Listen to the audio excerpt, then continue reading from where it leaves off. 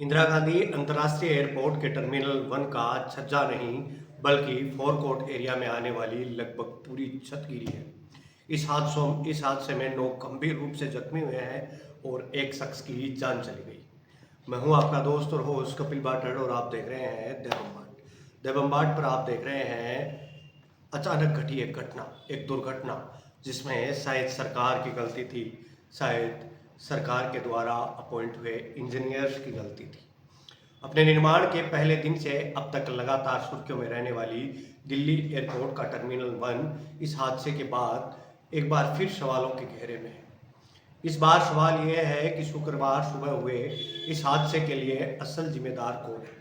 क्या जिम्मेदार वे लोग हैं जिन्होंने बेवजह इस टर्मिनल का निर्माण किया, या फिर वे लोग जिन्होंने एयरपोर्ट के मास्टर प्लान को बदलकर इस टर्मिनल को इंदिरा गांधी आईजीआई एयरपोर्ट के भविष्य से जोड़ दिया, या फिर वे लोग जिन्होंने सिर्फ 3 महीने पहले इस टर्मिनल से फ्लाइट ऑपरेशन के लिए ग्रीन सिग्नल दिया था। इस हादसे के लिए टर्मिनल 1 का निर्माण करने वाली जीएमआर एयरपोर्ट इंफ्रास्ट्रक्चर लिमिटेड तो सीधे तौर पर जिम्मेदार है ही, लेकिन साथ में कुछ अन्य एजेंसियां भी सवालों के घेरे में हैं। सवालों के घेरे में है डीजीसीए, बीसीएएस। टर्मिनल 1 पर हुए इस हादसे के बाद कटघरे में director general of civil aviation, bureau of civil aviation और एयरपोर्ट अथॉरिटी ऑफ इंडिया के अधिकारी भी सवालों के घेरे में हैं, जिन्होंने कुछ महीने पहले ही इस टर्मिनल को पैसेंजर फ्लाइट ऑपरेशन के लिए ग्रीन सिग्नल दिया था। यहां आपको बता दें कि 2016 तक जिस टर्मिनल को ढहा दिया जाना चाहिए था, 2016 में मास्टर प्लान बदलकर उस टर्मिनल को दिल्ली एयरपोर्ट के भविष्य से जोड़ते हुए इंटीग्रेटेड टर्मिनल 1 का हिस्सा बना दिया गया। अब महज 13 साल पुराने टर्मिनल के एक हिस्से की छत एक युवक की मौत का कारण बन गई। जीएमआर एयरपोर्ट इंफ्रा की देखरेख पर एक बड़ा सवाल खड़ा होता है।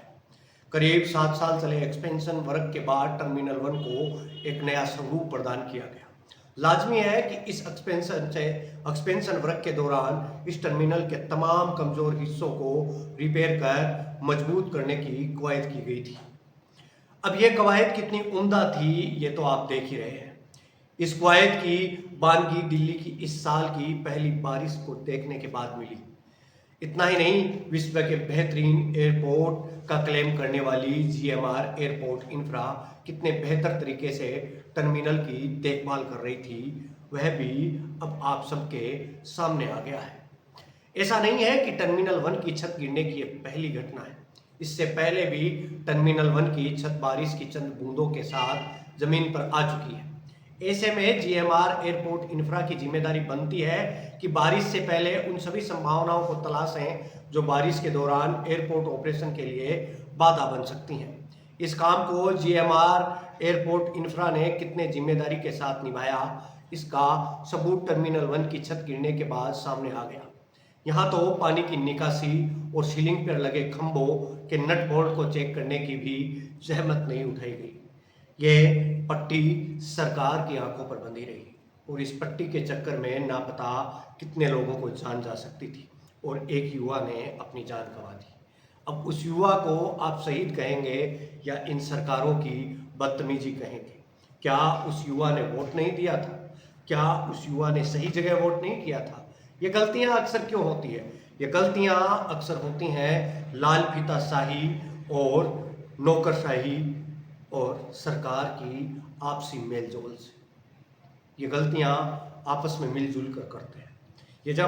ये जो फिल्में हम देखते हैं, जो मूवीज बनती हैं, जिनमें दिखाया जाता है कि एक नेता का इतना कट रहेगा, एक अधिकारी का इतना प्रतिशत रहेगा, ये सब गलत नहीं मान सकते हैं आप इन चीज़ों को देखकर, क्योंकि कहते हैं कि फिल्में समाज का दर्पण होती हैं। समाज में चल रही घटनाओं का एक दर्पण होती हैं। जो घटनाएं इनर हैं उनको बाहर निकाल कर लाने का काम करती हैं फिल्में। अब आप ही सोचिए कि इस टर्मिनल की जिम्मेदारी कौन लेगा? वर्तमान की सरकार लेगी या पुरातन सरकार लेगी, या फिर किसी लाल पिताशाही के एक नौकर को आगे कर दिया जाएगा और वो नौकर सारी जिम्मेदारी ले लेगा? अब आपको एक बार सोचना होगा कि आपने जो वोट किया वो सही जगह पर किया क्या नहीं। इस बात को सोच विचार कर ही आगे बढ़ता है। देश के सहयोग में आप एक ही काम कर सकते हैं और सबसे मजबूत काम कर सकते हैं, अपना वोट सही जगह डाल करके। मैं अभी आपसे विदा लेता हूं। मैं हूं आपका दोस्त और होस्ट कपिल भट्ट और आप देख रहे हैं द बम्बाट। द बम्बाट में आप देख रहे हैं, अब मैं इसे क्राइम में डालूं या फिर किस सेक्शन में डालूं मेरे समझ में नहीं आ रहा। ये एक क्राइम ऑफेंस के तौर पर लेना चाहिए, क्योंकि क्राइम ऑफेंस पर इसलिए लेना चाहिए क्योंकि एक एग्जैक्टली एक क्राइम ही हुआ है।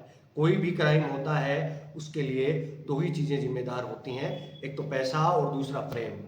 तो यहाँ प्रेम तो था नहीं, यहाँ पैसा जरूर था। तो इस पैसे को अपनी जेब में डालने के लिए लोगों ने क्या पता कितने लोगों की जान के साथ खिलवाड़ किया होगा।